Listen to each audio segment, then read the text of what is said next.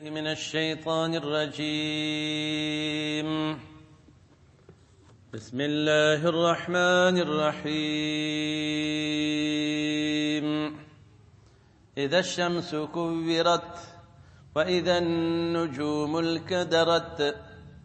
وإذا النجوم انكدرت وإذا الجبال سيرت وإذا العشار عطلت وإذا الوحوش حشرت وإذا البحار سجرت وإذا النفوس زوجت وإذا الموءودة سئلت بأي ذنب قتلت. صدق الله العلي العظيم.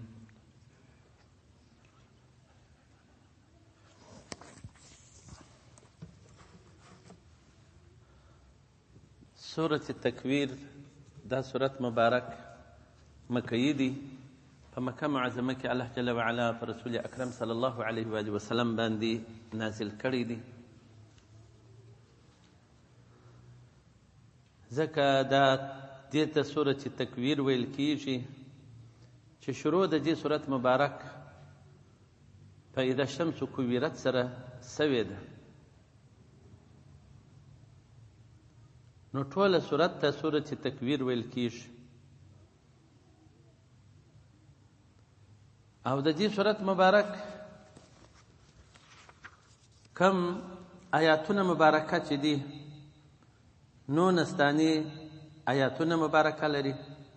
ټولې کلمې د دې سورت چې دي 104 کلمې لري. ټول حروف د دې سورت مبارک چې دي 513 حرف لري. او په فضیلت کې د دې صورت حدیث مبارک امام طبرانی او حاکم را نقل کړی دی. راوی عبد الله ابن عمر رضی الله تعالی عنہ دی. نبی کریم صلی الله علیه و وسلم وفرمایل: من سره ان ينظر الى يوم القيامه كأنه رأى عين فليقرأ اذا الشمس كورت. که څوک خوشاله کیږي چې دی وګوري او ورځ لره د قیامت یا که د پسترګو سره ولیدل نو دی تلاوت وکي د سورة اذا الشمس كورت و اذا السماء انفطرت. دا دوه سورت مبارک چې دی تلاوت کی ګویا کې د ورځې د قیامت وکتله ویلیدله.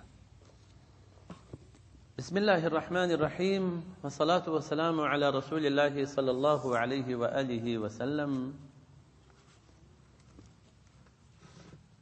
اذا الشمس اذا په هغه وخت کې چې الشمس والمر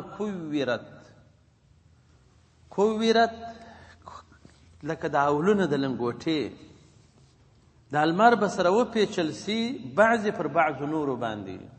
یعنې د مځکه خو کوچنۍ کوره ده، المر څو چنده در دې غټ دی. د المر به په خپل ځان سره راوپاچل سي، بیا به په دې سره المر سره غورځول وسي. نو څوک په دریابو کې لویږي، هغه روشنایی ختم سي، دا شعاوی ختم سي، الله جل جلاله ور ختم کی. ځکه خدا ټوله مخلوق دی، حادث دی، دا ټوله پانی کیږي. کلمر ده، که سپوږمۍ ده، که ستوري دي، که مځکه ده، که اسمانونه دي، که مځکې دي، که درخت دي، که اوبه دي، دا ټوله سره ځي. حتی د دریابو مځکه ټوله د غرو پریږو په دې شانو ډکیږي. غر ګرد د دریابونو او د مځکه ګرده یو شی کیږي. لوړې او ژورې ټوله د منځه څخه ځي. نو دغه لمر داسې پیچل کیږي، وبه پیچل سي، بیا به روشنایي ولاړه سي، په دریاب کې به وغورځېږي. او څوک په دوژخ کې غورځي، هغه اور په تیزېږي. والله اعلم. واذا النجوم انکدرت، واذا په هغه وخت کې چې نجوم او ستوري انکدرت هغه راشوس پر مځکه باندې، هغه د دې کم فعالیت ختم سي. واذا الجبال سيرت، په هغه وخت کې چې غرونه ولاړ سي د مخه څخه د مځکې یو ریګ و ګرز و غبار وګرځېږي. واذا العشار عطلت، په عربو کې چې ډېرې قیمت بها وی هغه وشي وی چې دی برابلی وی دی کوچنیان په نس وه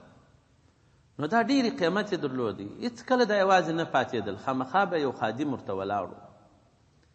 خو دغه وښي به برالبې وي نه به چوپان لري نه به خادم لري دا به هسې دغسې محمل پاته وي یعنی عجب مالو په عربو کې دغه نو دا به دغسې بې راعي و بې چوپانه پاته وي و اذا العشارو هغه وښه چې حامله وي برال به وي عطلت دا به بلا چوپانه دغسې پاته سي و اذا الوحوش حشرت په هغه وخت کې چې وحشي حیوانات به حشر سي جمع به کې الله جل وعلا ټوله به ژوندي سي بیا به د کلي او شکروري انتقام الله جل وعلا سره واخلي بیا به دوی خاورې سي نو دغه وحوش به ټوله سره را جمع سي و اذا البحار په دغه وخت کې به دریابونه سجرت بل کړه سي دا به اور وګرځېږي دا ټوله دریابونه چې دي دا به اور وګرځېږي ځکه نبي علیه السلام مبارک فرمایلی دي چې تاسې په دا دریاب کې سفر مه کوئ مګر جهاد دپاره او حج عمرې دپاره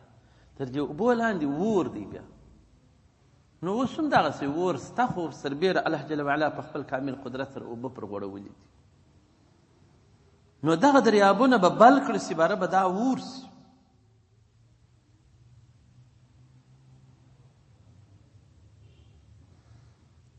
او په سورة الانفطار کې واذا البحار فجرت او په سورة التور کې بیا والبحر المسجور ته ویل سوي دي هغه دریاب چې هغه به اور سي او دا ټوله دریابونه به یو شی سي حرارت به یو علی سویه وي سوځونکی به وي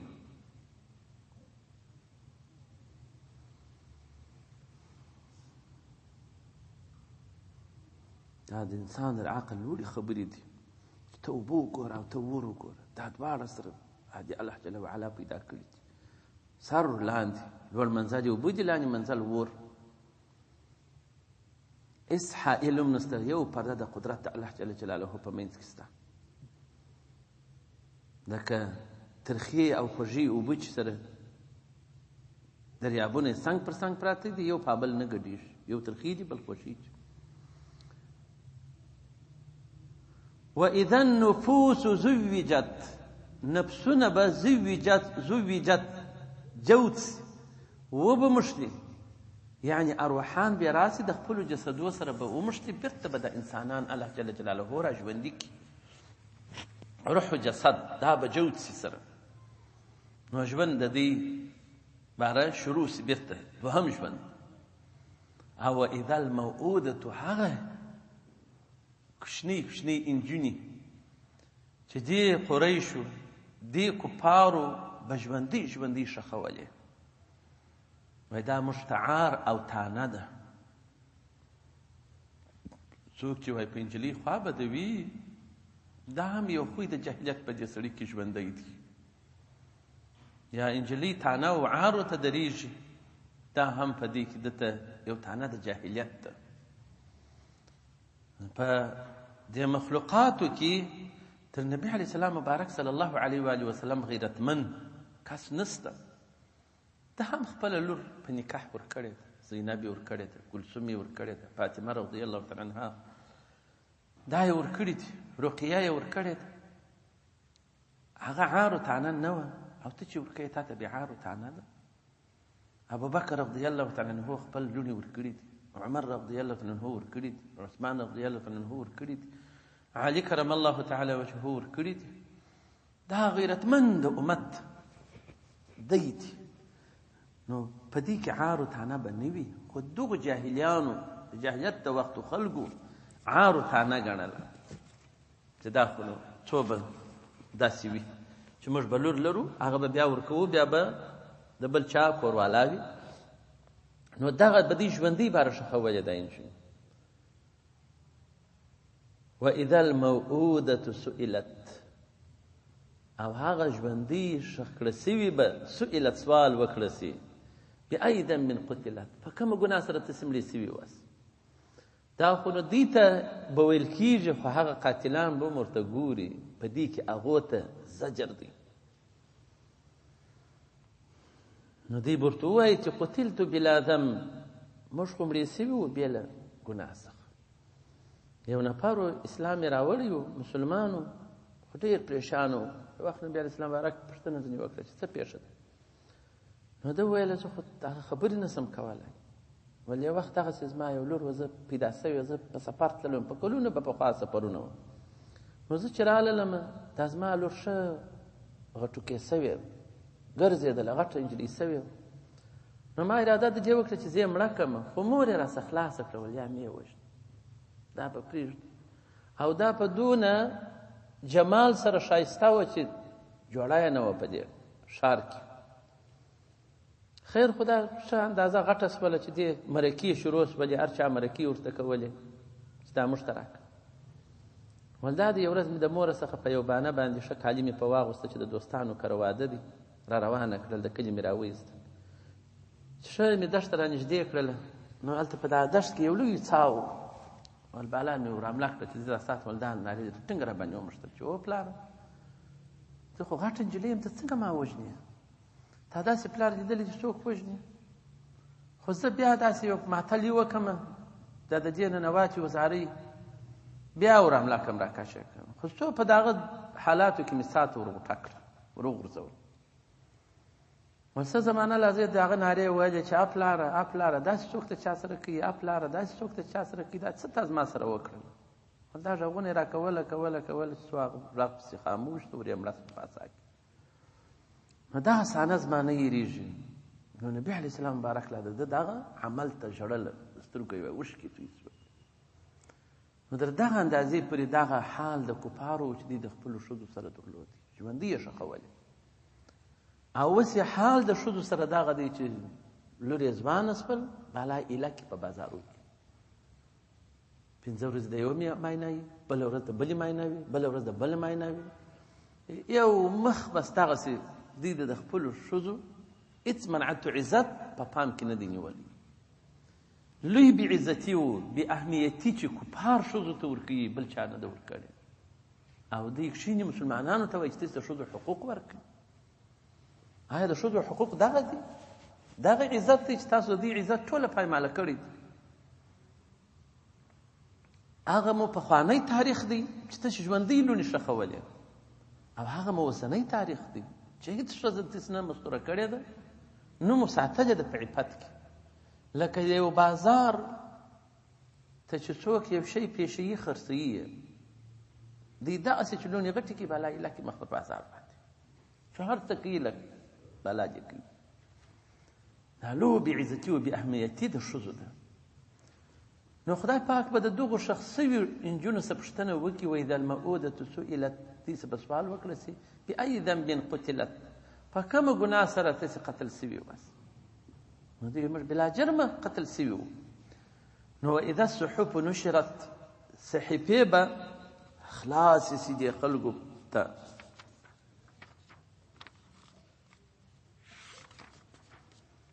عملنامې به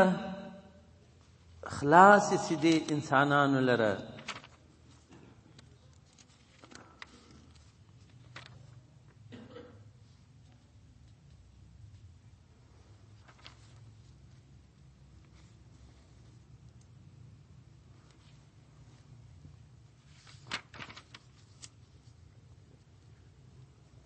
هغه داسې خلاصیږي عملنامې په بخاري و مسلم کې حدیث ته عادي ابن حاتم رضی الله تعالی عنه راوي دي نبی کریم صلی الله علیه وسلم وفرمایل ما منکم من احد نسته له تاسو څخه یو څوک الا وسيكلمه الله مگر خبرې به وکړي د هغه سره الله جل جلاله ما بینه و بینه ترجمان د ده د الله جل وعلا ترمنځ به ترجمان هم نه وي فینظر ایمن منه رسته طرف ته به دا سړی وګوري فلا یرا الا ما قدمه رسته طرف ته دی چې ګوري هېڅ شی به نه وي مګر هغه د خپل عمل به ویني چې ده په دنیا کې کړی دی او ينظر اشام منه، بیا به چپه طرف ته وګوري، فلا الا ما قدم بین یدیه، دی به نه ویني مګر هغه شی به ویني چې د په دنیا کې کړی دي. چپه لاس ته بیا د خپل عملونه صحیفې به خلاصې پرتې وي. او مخامخ چې وګوري فاستقبله النار، اور د دوزخ په مخامخ دته ولاړ وي. نو دغه هغه حالات دي چې اذا الصحف نشرت، صحیفې به ورته خلاصې سي رستاوس مخامخ به دوزخ. نو نبی کریم صلی الله علیه و آله وسلم فرمایي فمن استطاع منکم ان یتقی النار، که د چا په طاقت وي له تاسو څخه چې د اور څخه ځان وساتي،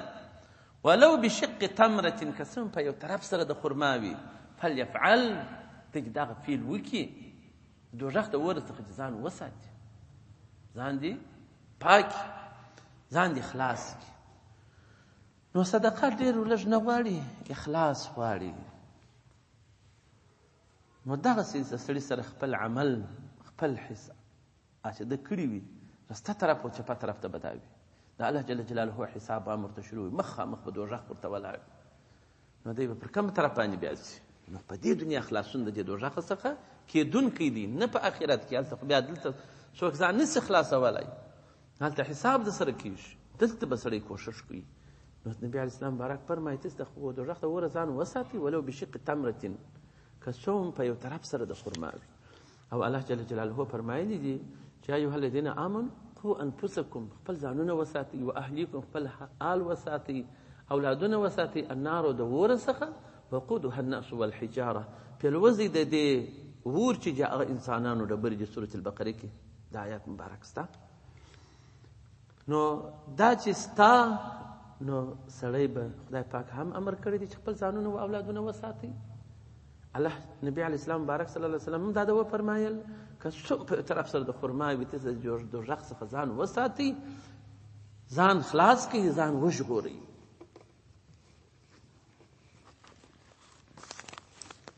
واذا الصحف نشرت، صحیفې به خلاصې سي، داسې به ورته پرتې وي. نو هغه بد خلک به بهر نارېږي، وای ما لهذا الكتاب لا يغادر صغيرة ولا كبيرة الا احصاها. څه حال دی جنه کې نوشتي و دې کتاب له چې ما په دنیا کې کوچنی شی کړی دی، کوم غټ شی کړی دی، الا احصاها، هغه ټوله حساب سوی دی، ټوله درج سوی دی، ټوله ټایپ سوی دی، دا دې درس ما مخ ته پروت دی. دا اسناري به وي ما لهذا الكتاب، څه حال دی دې کتاب له لا يغادر صغيرة ولا كبيرة الا احصاها، چې نه دی پرېښی کوچنی شی نه لوی شی مګر هغه حسابلی دی. واذا السماء كشطت، اسمان به وخیږي د خپل ځای، لکه د پسه چې پوس کاږي، پوس نیوه کاږي، داسې به اسمان د خپل مرکز څخه وخیږي. واذا الجحیم، دوزخ د اور چې دی، سعرت، دا به بل کړه سي، ډېر به تیز، دغه بیا هغه د مستیو دغه حالات وي.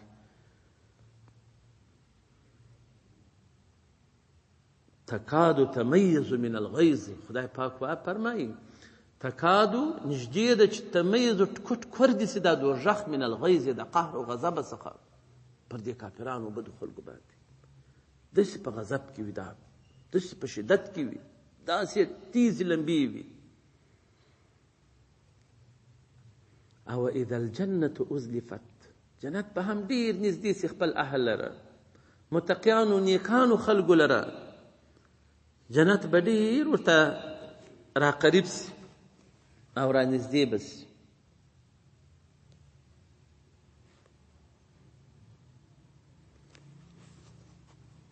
نو دې ته جنت نږدې کېږي، کفارو بدو خلکو ته دوزخ نږدې کېږي.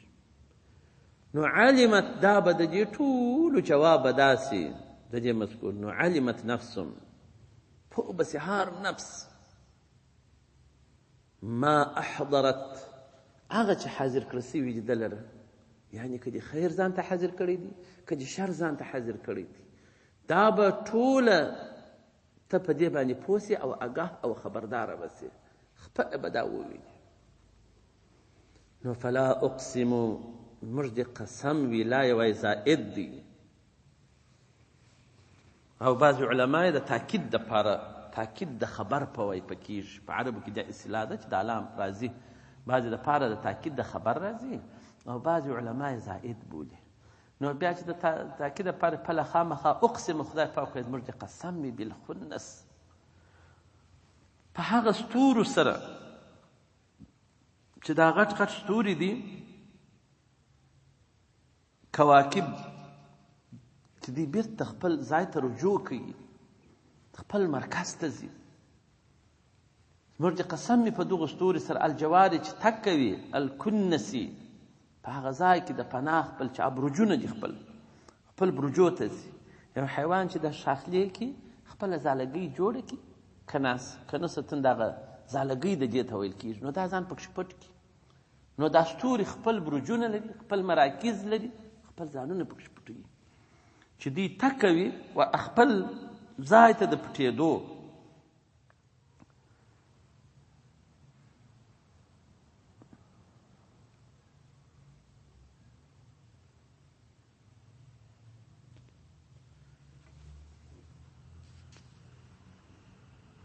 نو دا لمر دی د لمر کره ده دا کوکب دی د سپوږمۍ کره ده زحل دی عطارد دی مریخ دی زهره ده مشتري ده دا غټ غټ ستوري دي غټ غټ کوکبونه دي. نو زموږ د قسم وي بالخنس په دغه ستورو سره چې دوی بیرته رجوع کوي و خپل ځای ته الجواري چې تګ کوي الکنسي په خپلو مراکزو لره خپلو برجو لره. کناسه دا یو کور دی د دوی. نو دوی په خنوسها رجوعها الى اول البرج بیرته به خپلو اولو برجو ته د دوی حرکت و تګ و راتګ شروع دی. دا غټ غټ ستوري دي دا ځي په امر د الله جل جلاله رفتار کوي. خدای پاک زموږ د قسم دی په دغو ستورو سره. واللیل اذا عسعس زموږ د قسم په شپې سره اذا عسعسه چې دا خپره کړي دا خپلې تاریکۍ یعنی مخامخ راسي خپله تاریکي خپره کړي. عسعس علما وایي و ډېر علما پر دې دي چې دا داسې معنا لري چې مخ را وګرځي دا شپه تاریکي خپره کړي او ادبره یا شا وګرځي سهار په دغه شپه سره چې زموږ قسم چې خلاصه شي شا وګرځي په دې شپه چې زموږ قسم چې مخ را وګرځي هم د مخ معنا ورکوي هم د شا معنا ورکوي. په دغه شپه سره چې زموږ قسم وي. والصبح زموږ د قسم په سپېدو سهار سره وي اذا تنفس چې خپل تنفس وکړي دا خپل روښنایي خپره کړي پر ټولو کنارو کې د اسمان پر ټوله مځکه کې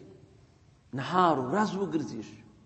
زموږ د په دې ټولو سره قسم وي چې ان په تحقیق سره هو دا قرآن عظیم چې دی له خامخا قول و قول رسول د یو استازي د الله جل جلاله دی چې جبرئیل امین علیه السلام دی کریم ډېر معزز دی په دربار کې د خدای پاک ذي قوت خاوند د قوت دی. الله جل جلاله ښه قوت ورکړی دی 15 شاره د صدونه په یو وزر کې پورته کړ په دا بله خوا یې راواړول او حال دا چې دی 600 وزره خدای پاک ورکړي دي. ذي قوت دی خاوند د قوت دی عند ذي العرش په نیز د خاوند د عرش چې الله جل جلاله دی مکین ذو مکان دی هلته دی مقام لري رتبه لري. الله جل وعلا دته لوړ مقام ورکړی دی په دربار کې د خدای عزتمن رسول دی دغه جبرئیل امین علیه الصلاة والسلام مطاع پس چې اسمانو کې د اطاعت کول کیږي فرمان یې منل کیږي چې خدای پاک حکم د ته راځي دی ټولو ملائکو ته وایي ټوله ملائکې مني. امین دی ډېر امین دی پر هغه رسالتو وحی د الله جل جلاله دی امین دی پر دې باندې. وما صاحبكم ندي صاحب ستاسي حضرت محمد صلى الله عليه وآله وسلم بمجنون مجنون ندي لك تسجي ګمان کوي دا ستاسي ګمان دی ستاسي خبره ده د ځانه مو دغه خبره کړې ده. اوله خامخا قد په تحقیق سره راغلي دلی دی دغه محمد صلی الله علیه وسلم هو دغه جبرئیل امین علیه السلام بالافق په کنارو کې د اسمان یعنی په الوړ طرف کې په افق د المر چې راخیږي مبین ښکاره 600 وزره یې درلوده نبي علیه السلام مبارک د غار حرا سره دی ولیدي. او دوهمه پلایه د سدرة المنتهی سره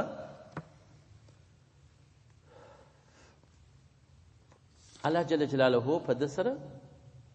ولیدي.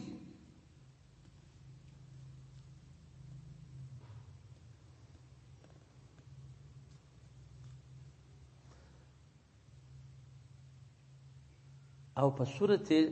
نجم کې هم راغلي دي ما کذب الفؤاد ما رأى، درواغ نه دي ویلي هغه زړه چې لیدلي دي کوم شی چې جبرائیل امین علیه السلام یې لیدلي. افتمارونه على ما يرى، ایت الشک وي د هغه شی چې نبي علیه السلام مبارک لیدلي دي. ولا خامخا قد پته رآه نزلة اخرى، دومه پلای بیا ولیدي عند سدرة المنتهى، په نزد سدرة المنتهى سره هلته هم جبرائیل امین علیه الصلاة والسلام ولیدي.